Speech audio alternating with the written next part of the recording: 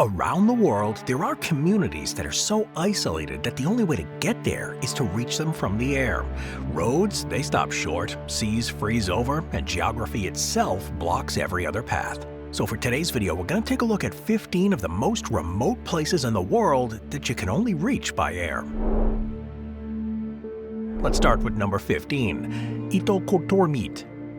I always end up butchering the pronunciation of this one, but Itokotormit is a settlement on the east coast of Greenland.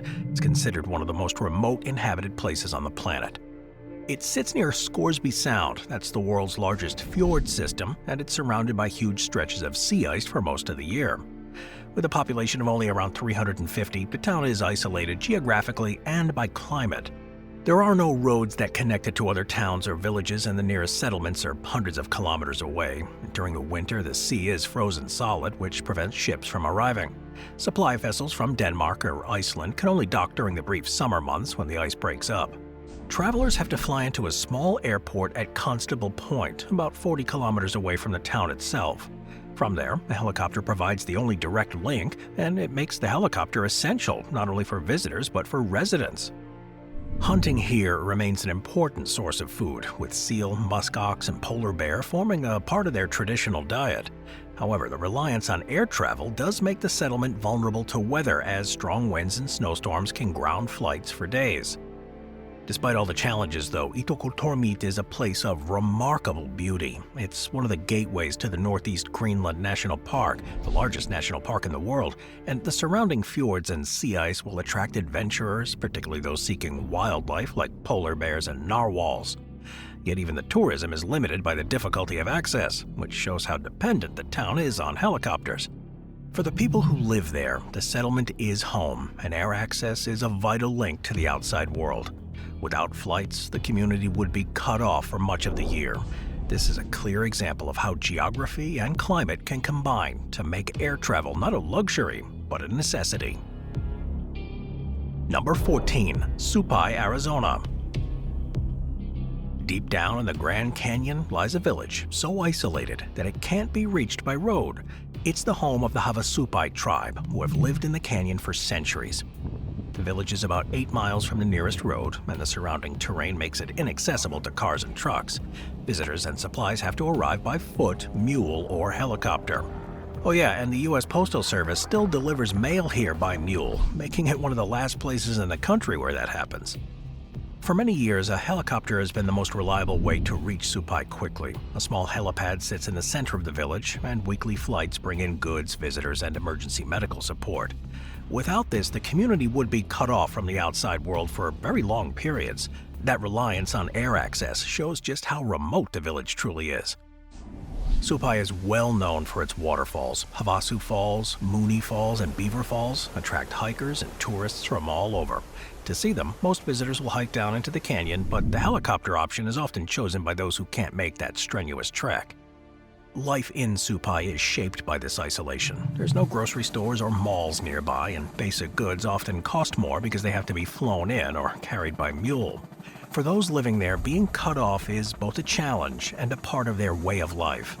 The Havasupai people have adapted to this remoteness. They rely on traditional farming and careful management of their land, and their culture is deeply connected to the canyon, and that connection has kept the village alive despite the difficulties. Number 13, Lukla. Lukla is a small town in northeastern Nepal that's earned the reputation as one of the most remote and important air access points to the Himalayas. At an elevation of about 2,800 meters, that's about 9,300 feet, Lukla serves as the gateway to Mount Everest. Although it's not entirely cut off from the outside world, the region's geography makes reaching it by road virtually impossible. Because of this, the only way to reliably reach it is by air. The town is home to the Tenzing Hillary Airport, named after Sir Edmund Hillary and Tenzing Norgay, the first climbers to successfully reach the summit of Everest in 1953. Before its construction, expeditions to Everest involved long and difficult treks from Kathmandu through the foothills of the Himalayas, and that's a journey that added weeks to the expedition. The airport dramatically shortened that time, allowing climbers and supplies to be flown directly into the heart of the Khumbu region. The airstrip itself is one of the most unusual, at just over 1,600 feet long, which is pretty short. It's way shorter than most runways. One end drops off into a steep valley, while the other end ends at a stone wall. Well, this makes takeoffs and landings especially challenging. Poor weather here is common too, and flights are frequently delayed or canceled due to fog, high winds, or cloud cover. Despite the dangers, though, the airport is a lifeline. Every year, thousands of trekkers, climbers, and guides pass through Lukla on their way to the Everest Base Camp. The town itself has grown into a bit of a hub of guest houses, lodges, and shops that cater to visitors, but the economy is entirely dependent on the flow of people and goods through its precarious air link. For the local Sherpa people, however, the flights are a practical necessity. They use the airport not only to serve the tourism industry, but also to maintain their own communities. Lukla is a pretty cool example of how air travel can transform an inaccessible mountain region into a vital, if not fragile, connection point between remote communities and the wider world. Number 12. Iqaluit, Nunavut, Canada. On the southern coast of Baffin Island is Iqaluit, the capital of Nunavut, Canada's newest and northernmost territory. With a population of around 7,400 people, it's not only remote, but it's completely cut off from Canada's road network. For much of the year, Frobisher Bay, the body of water on which Iqaluit sits, is frozen over. This makes shipping unreliable and seasonal. Cargo vessels can only reach the port during a short summer window, typically between late July and early October.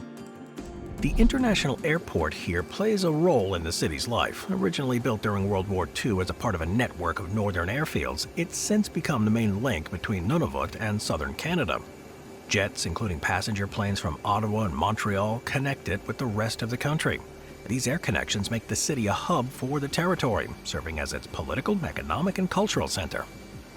Because everything has to be flown in for much of the year, the cost of living here is among the highest in Canada. Groceries, building materials, and everyday goods are way more expensive than in the southern cities, and fuel too is flown or shipped in, adding to the costs.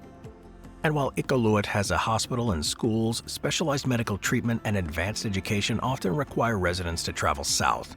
The airport has seen some major upgrades in recent years to improve its reliability and handle the increasing needs of the community. But despite its reliance on air access, Iqaluit is cut off from the rest of Canada in terms of its culture and identity. It is the administrative heart of Nunavut, where the government offices, courts, and Inuit organizations are based. The city has grown significantly since the creation of the territory in 1999, and the only way this has been possible was through a dependable air travel, which links Iqaluit to the rest of the world year-round.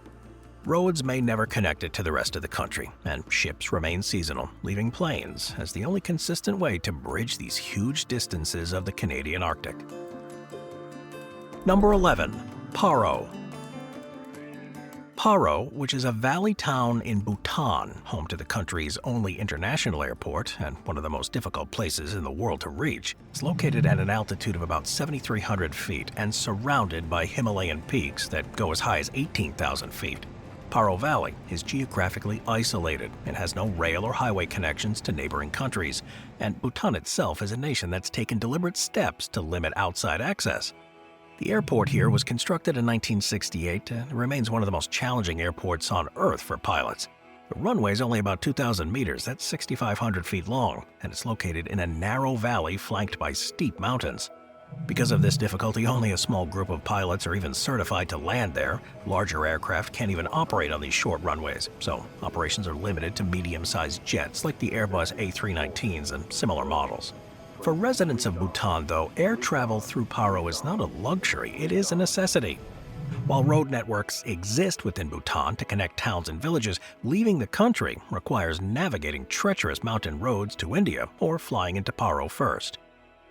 Visitors who come to see Bhutan's monasteries, the trekking routes, and culture begin and end their journeys here. The town of Paro itself is small, with traditional Bhutanese houses, a few hotels catering to tourists, but beyond the airport, it's known for landmarks like Paro Taksang, also called the Tiger's Nest Monastery. It's perched on a cliff high above the valley. But if weather closes Paro for several days, international connections will just grind to a halt. Yet despite that fragility, the people of Bhutan have embraced the airport as a necessary part of their modern lives. It's allowed Bhutan to maintain its independence, control its borders, and still connect with the wider world on its own terms. Number 10. Barrow, Alaska. Barrow is the northernmost city of the United States, located on the Arctic Ocean coast of Alaska, with a population of around 4,300 people. It's one of the most isolated communities in North America. There are no roads or railways connecting Utqiagvik to the rest of Alaska or the continental U.S., and the only options for reaching the city are by plane or, in rare cases, by ship. The remoteness of Utqiagvik is extreme. Situated above the Arctic Circle, the city does experience long, dark winters and short, cool summers. Even in summer, supply ships have to navigate some treacherous water and can only dock briefly. Wiley Post Will Rogers Memorial Airport is the city's main connection to the outside world. Alaska Airlines provides regular service here, linking it to Anchorage and Fairbanks. Smaller regional carriers connect the city to other North Slope villages, and those flights are the community's lifeline, delivering everything from groceries and medicine to mail and fuel. Without them, the city would be cut off entirely for most of the year. The weather, of course, presents constant challenges up there. Strong winds, blizzards, and sub-zero temperatures can make flying pretty bad, and flights are frequently delayed or canceled. Pilots operating in the region require specialized training and equipment to navigate the conditions. But despite the challenges, air travel is the most reliable method of connection for the people up there. Utqiagvik is also a center of Inupiat culture. Its isolation has allowed traditional practices like subsistence whaling, seal hunting, and fishing to continue. Schools, businesses, and research facilities all depend on the steady flow of supplies and personnel that only planes can provide. Utqiagvik then really shows the reality of life at the edge of the world. It's isolated, dependent on the air, and yet it's resilient. For the people who live there, the planes are not merely a convenience. They're a necessity that keeps their community alive and connected. Number 9. La Rinconada. La Rinconada in the Peruvian Andes. It's one of the highest permanent settlements in the world and one of the most isolated. It sits at an elevation of over 16,000 feet. This town is perched on the slopes of a mountain near the Bolivian border. Despite having a population estimated at about 30 to 40,000 people, there's no paved roads that lead directly here. Rough, unpaved tracks, yeah, they provide necessary access, but the extreme altitude, dangerous terrain, and weather make the routes unreliable. For most practical purposes, air travel is the only way. There is no commercial airport in La Rinconada itself. Instead, the closest functional airstrip is in Juliaca, a city located several hours away at a much lower elevation. Even so, aircraft are essential for transporting supplies, equipment, and medical evacuations. The reason La Rinconada exists at all is gold. For centuries, miners have worked in the surrounding mountains extracting the gold ore under amazing conditions. The town expanded rapidly in the late 20th century as gold prices rose, but because of the remoteness and lack of infrastructure, the town developed informally without any proper sanitation systems, healthcare, or housing. Food, fuel, basic materials, they're far more expensive here in other parts of Peru, and shortages are common. Oh, and the altitude offers another layer of difficulty for the people. Many residents suffer from chronic mountain sickness caused by living at these altitudes where oxygen levels are about half those at sea level. For people requiring any medical attention, helicopters provide the only chance of evacuation, as traveling down winding, unpaved paths to the nearest hospital can take more than a full day. Air access, while limited and costly, is therefore not optional. It is often life-saving. But despite all the harsh realities, La Rinconada continues to grow. I guess the promise of gold draws new arrivals every year. Even as living conditions, some of the toughest in the world, the settlement has become an example of how resource extraction can create a boomtown, even in the most inhospitable of places. Without the occasional helicopter flight and supply drop, life here would be almost impossible to sustain. Number 8. Tristan da Cunha. Tristan da Cunha, it's a volcanic island in the South Atlantic Ocean. It's part of a British overseas territory that also includes St. Helena and Ascension Island. It's considered the most remote inhabited archipelago in the world. The main island, Tristan da Cunha itself, is home to a settlement called Edinburgh of the Seven Seas, where about 250 people live. While ships do visit, there's no airport on the island and no safe landing strip, and because of that, the only way to reach it is by ship from South Africa. The absence of an airport here is due to the island's geography. Tristan da Cunha is essentially the peak of a massive volcanic cone that rises out of the sea. This terrain offers no flat land suitable for a runway, and the coastline is rocky and dangerous. As a result, the island has remained completely dependent on ships and helicopters. In urgent cases like medical emergencies, helicopters are launched from visiting vessels and they've provided critical evacuation services. However, these are rare and costly, making them far from routine. For most people leaving Tristan da Cunha, it requires planning months in advance and enduring the long sea voyage.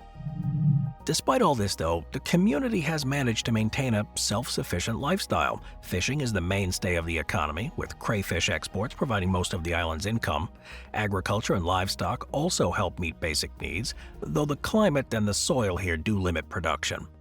Its remoteness has also attracted scientific interest. Researchers studying seabirds, marine life, and geology sometimes rely on helicopter transfers from ships to reach these otherwise inaccessible parts of the island, and these limited uses show how air travel supplements the maritime access in one of the world's most isolated communities. Living on Tristan da Cunha means accepting separation from the modern world. There's no regular flights here, no quick escapes, and no overnight deliveries. Yet the occasional helicopter flight from a passing ship will show that even in the most remote corners of the globe, air access, even in its rarest of forms, remains the only way to bridge the distance in times of need. Moving on to number 7, McMurdo Station. McMurdo Station is the largest research base in Antarctica. It's located on Ross Island near the southern tip of the continent. It's operated by the United States through the National Science Foundation and supports up to 1,200 people during the summer research season. Despite its size compared to other Antarctic stations, McMurdo is one of the most isolated. There are no roads, railways, or permanent sea routes that link it to the outside world. The only way in or out much of the year is by air. The station relies on McMurdo Ice Runway. This is a temporary airstrip built each year on the sea ice, as well as a gravel runway at nearby Williams Field, and more recently a permanent crushed rock runway at Phoenix Airfield. These all allow cargo and personnel flights from Christchurch, New Zealand, roughly 3,800 kilometers away, and the flights are carried out using large military and cargo craft like the Globemaster III and Hercules. Of course, weather conditions in Antarctica make the flights difficult. Strong winds, whiteouts, and sudden storms can delay operations for days or even weeks. Temperatures fall well below negative 40 degrees Celsius, and during the summer, the environment is unforgiving. Now, while cargo ships do reach McMurdo once a year to deliver heavy supplies like fuel and construction equipment, the station would not be able to function without air support. Medical emergencies, too, also rely on aircraft, with evacuations carried out under extreme conditions when necessary. In 2016, for example, a midwinter evacuation had to be attempted despite the dangerous weather. It shows the life-or-death role of air access here. Without air travel, wide-ranging scientific exploration across the continent would be nearly impossible. The station's reliance on air access shapes its culture too. Those who live and work there understand that their connection to the rest of the world depends entirely on flights from New Zealand. Yet all the isolation has fostered a unique community spirit among the residents there, who often describe life at McMurdo as both challenging and rewarding. Number 6. Kanaksuak. Kanaksuak is a small Inuit village located in Nunavik in northern Quebec, with a population of around 700 people. Situated on Ungava Bay and north of the 61st parallel, it's a community that's almost entirely dependent on air travel. The village is served by Kanaksuak Airport, a small facility with a gravel runway, and Air Inuit operates regular flights here. The flights are essential for maintaining links to the rest of Canada. They carry passengers, groceries, mail, and critical supplies that could never arrive by road. During the brief summer months, the ships can sometimes deliver bulk goods to the region. Barges bring in fuel, building materials, and heavy equipment, but ice conditions limit the reliability of that route.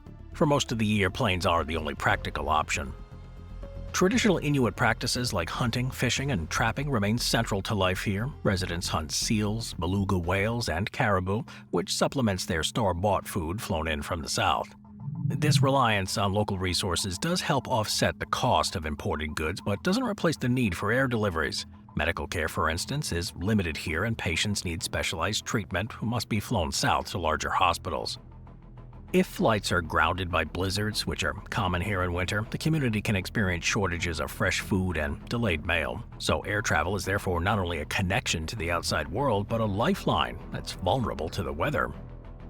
One cool aspect of this area is the proximity to the Pingaluit crater. This is a meteor impact site about 3.4 million years old.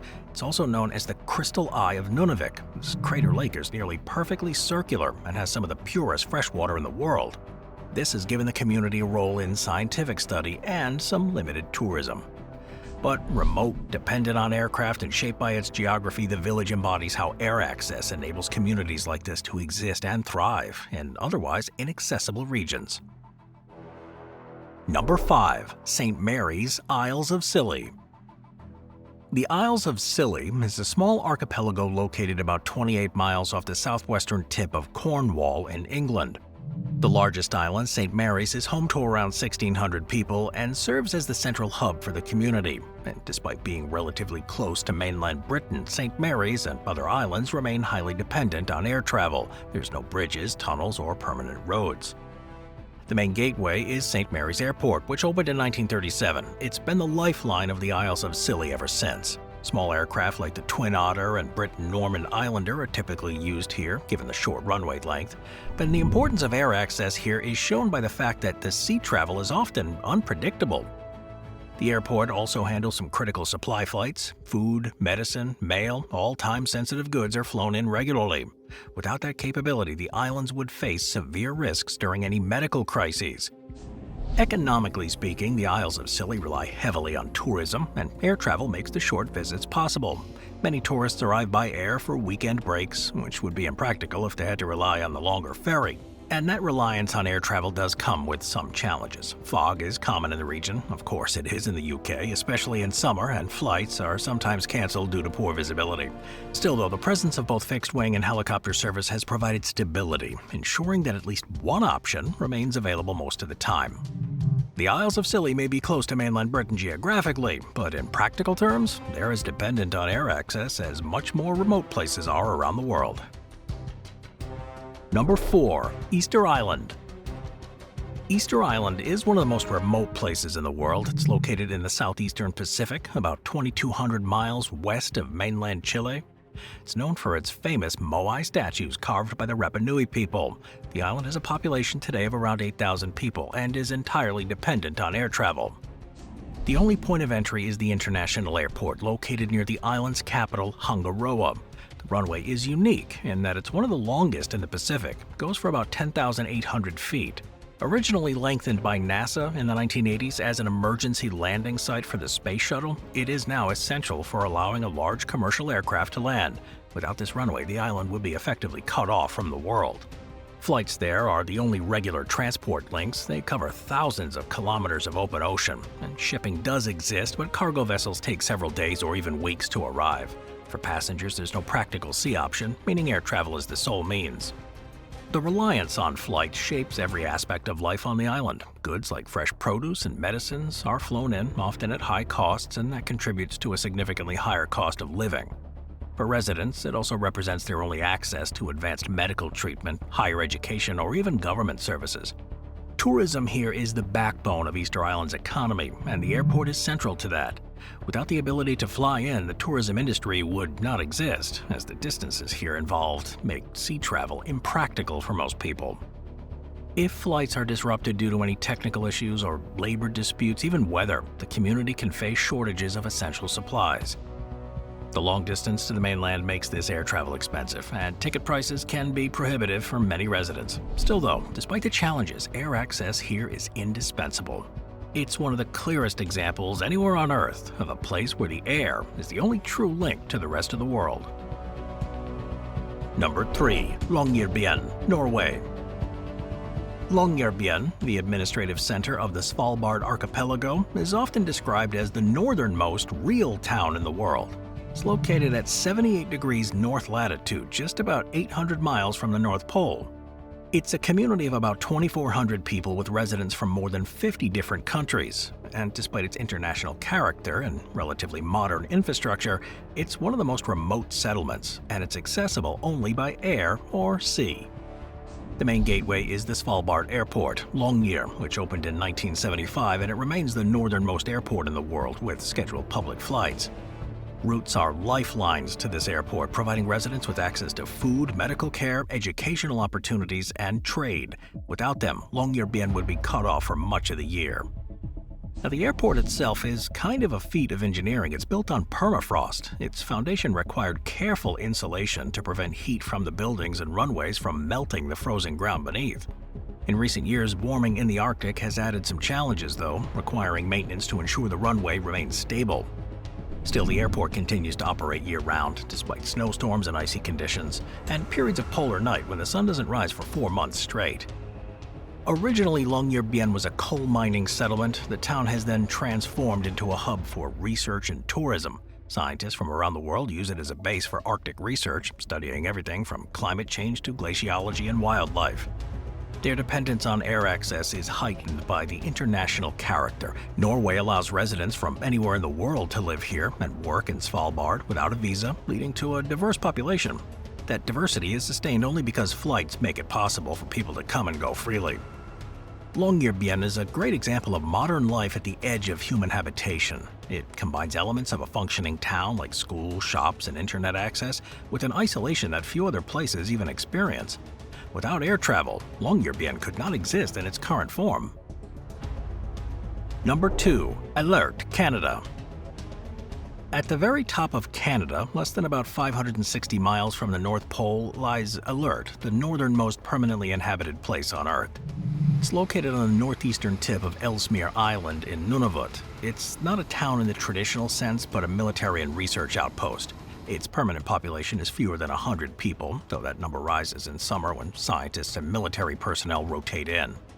There's no roads, railways, or any permanent shipping routes leading here. The surrounding Arctic Ocean is covered in year-round ice, and the terrain is some of the most inhospitable. For most of human history, this area was unreachable, except by sled or temporary expedition. Today, the only way to sustain life there is through aircraft. Alert's airstrip, CFS Alert Airport, is the northernmost airport in the world. It's got a gravel runway that measures about 5,500 feet, and it can handle Hercules and other medium cargo aircraft. Planes have to fly in supplies, equipment, and personnel on a regular basis, with the Royal Canadian Air Force operating most of the flights. Smaller aircraft and helicopters are also used for regional transport, which connects Alert with research stations. The reliance on the air transport here, though, can't be overstated. Everything they need, food, fuel, medicine, clothing, spare parts, they all have to be flown in. There's no local resources that can sustain the base. The cold prevents any agriculture, and the isolation makes hunting impractical. Even waste disposal depends on air logistics, with much of it flown out rather than buried or burned locally. Alert plays a key role in signals intelligence and Arctic sovereignty. It also does support scientific research, particularly in meteorology, and researchers use it as a base for studying the Arctic environment.